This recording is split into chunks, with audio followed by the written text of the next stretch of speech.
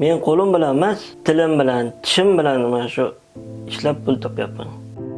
Qo'l va oyoq nogironligi Dilmurod akani to'xtata olmadi. Tili va tishlari bilan bo'lsa ham imkonsizlikdan imkon topdi.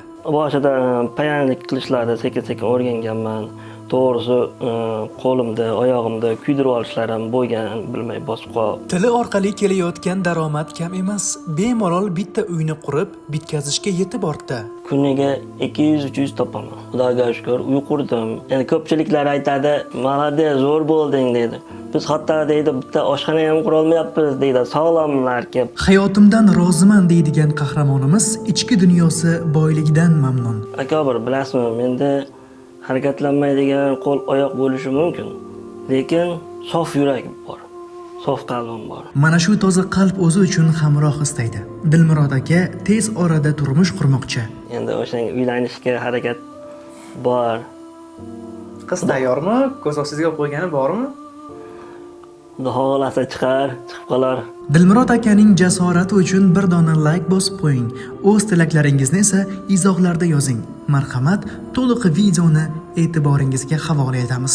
Bu reklama emas, o'rtoqlar, videoni oxirigacha tomosha qiling. Menda juda ham ajoyib bo'lgan taklif bor. Agarda do'stingiz yoki yaqiningiz ota-onangizning tug'ilgan kuni bo'lsa yoki ularni juda ham qattiq sog'ingan bo'lsangiz, men ularga shaxsan o'zim telefon orqali qo'ng'iroq qilib, sizlarning nomingizdan juda ham ajoyib bo'lgan so'zlar bilan ularni tabriklab beraman. Sizlarning dil izhorlaringizni shaxsan o'zim yetkazib beraman. Hattoki bu tabrikka bizga intervyu beradigan mashhur san'atkorlar ham aralashishi mumkin.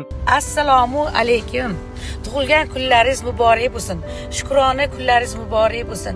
Allohimdan nimani so'ragan bo'lsangiz, hammasiga erishishlik nasib va ro'za aylasin. Hech qachon kasal bo'lmang.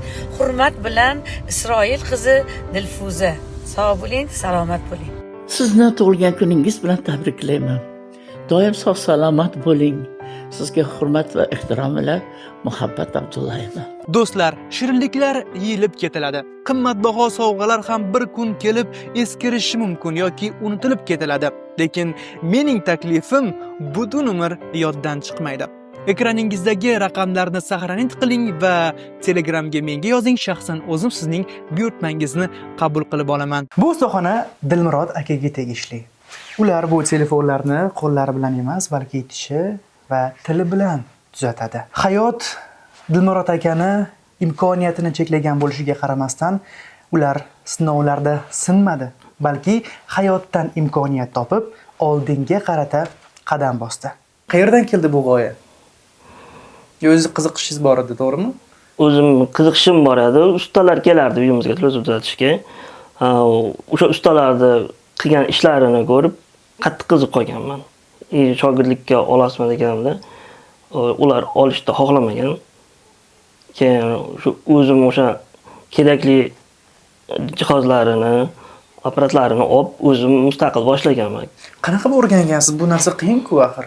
Boshida payanlik qilishlarni sekin-sekin o'rganganman. To'g'risi, qo'limda, oyog'imda kuydirib olishlar ham bo'lgan, bilmay bosib olganman. Keyin qo'shnimiz shu birinchi radiosini uzatib berganda, "Ha, usta" deb qo'ygan. O'shandan keyin faxrlanib, "Umid demak qo'limdan kelar ekan" deb o'shanga harakat qilganman keyin. Asosan qanaqa texnikalar bilan kelishadi? Samsung telefonlar, Redmi'lar, asosan o'sha sensorlarni qilaman. Aha. Bu qanaqa texnika? Mana tanishtirib beringchi. Qaysi? Men bilan nima? Bu mikroskop, ekran, bu fen. Eng murakkab jarayon qaysi biri?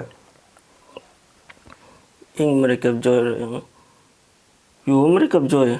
Endi hammasi o'zimizga oddiy bo'lib ketgan. Shu o'rganimizdan. Uy quraman, ustaxona quraman deb yig'ib, noldan Xudoga shukr uy qurdim. Uyda bitirdim.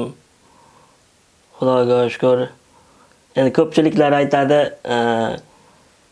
"Sen malades, zo'r bo'lding" deydi. Biz hatto deydi, bitta oshxona ham qura olmayapmiz deydi, sog'lomlar kelib. Masalan, sen deydi, shu 1,5 yil ichida bitirib qo'yding shu uyda. Malades. Bizni qo'limizdan kelmaydi hali bunaqa ishlar. Senga baribir Alloh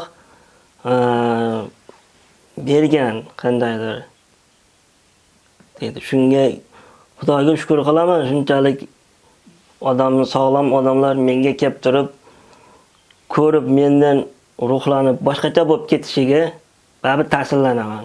Imkon berib qo'yganiga, mana shunda uylar qura olib o'zim kuchim bilan mana shunday ishlarda qila olganimga shukrlar aytaman. Chunki hammaga ham bunaqa imkoniyat berilavermaydi. Necha pul topasiz mana kuniga deylik? Agar sir bo'lmasa ochig'ini ayting. Kuniga 200-300 topaman. Hozir bu kompyuterda mana shahar mahallamizga rasmlar, kerakli hujjatlarni chiqarib beraman. Bu klaviatura bor, barmoqlar bilan boshqarilishi kerak. Siz qanaqa boshqarasiz? Men shu o'zim maxsus yasab olganman. O'zimga mos qilib o'shanda yozib ber desa yozib, pechatga berib chiqarib beraman. O'z o'ylab qaraganda, hamma misol uchun imkoniyati bor insonlarda hech kam joyi yo'q ekan. Hattoki telefondan misol uchun mana gaplashganimizda ovozli xabar ham, hattoki tekst xabar ham yubora olyapsiz-da. Bir ko'rsatib beringchi, qanaqa yoqasiz notebookni?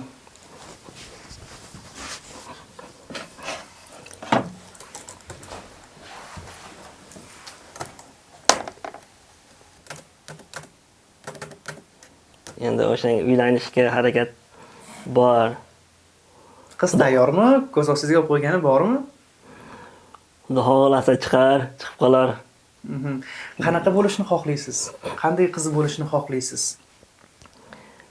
Eng avvalo onamni hurmat qiladigan, onamni izzat qiladigan ayol bo'lsa, Va Dilmurod akani boricha qabul qilib, qalbi bilan sevadigan inson bo'lsa, albatta 2 yosh baxtli bo'ladi. Ko'rsatuvimiz yoqqan bo'lsa, kanalimizga obuna bo'ling.